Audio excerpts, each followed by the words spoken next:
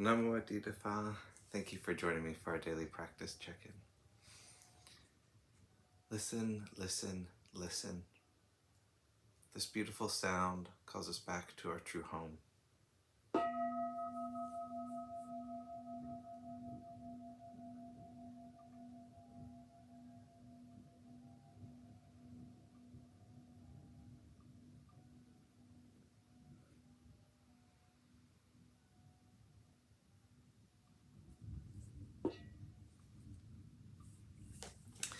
The third mindfulness training.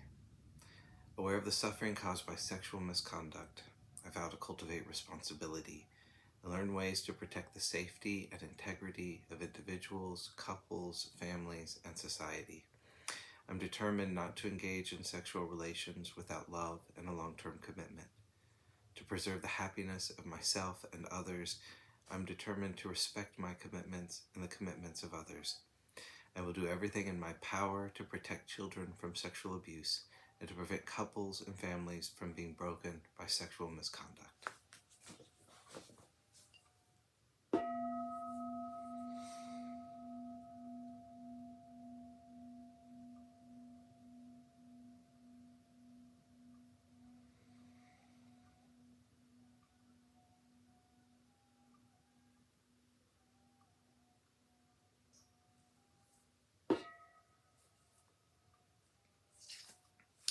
For our Dharma lesson, we've been reading Beginning Our Day, Volume 2 by the monastics of Abhayagiri Monastery.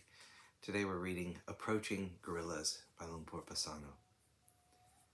We're trying to bring mindfulness to our day-to-day activities. We need to keep reminding ourselves of that.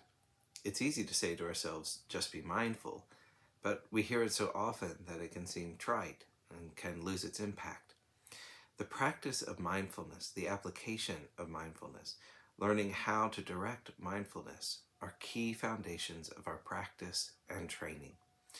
Once we learn how to establish and balance mindfulness, we can more clearly understand the mind and its reactions. The biologist George Schaller was the first person to study silverback mountain gorillas. People who read his studies were amazed that he was able to get close enough to the gorillas to observe their habits and social structure, and even the primitive language they used. People would ask how he was able to achieve this. His answer was that he approached the gorillas in a manner that was very different from the way others had tried and failed.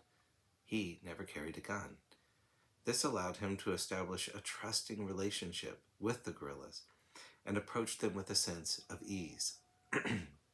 Now, think of what our minds are doing all the time. We carry around our guns of views and opinions, our moods and biases, our tendencies toward reactivity, and all our extra baggage.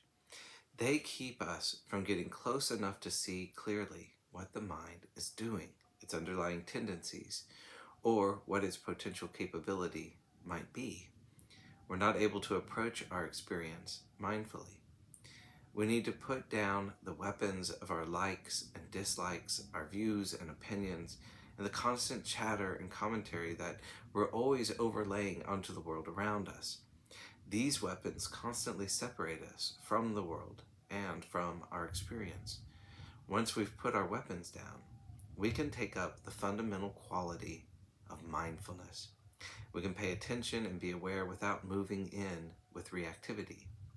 That way, we can begin to establish a quality of real peace while also learning to coexist with our own minds.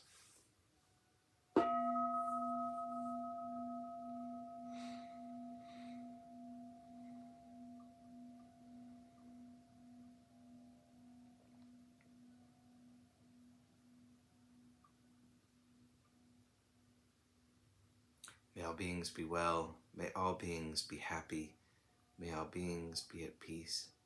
Namo. Phat. Thanks so much for joining me today.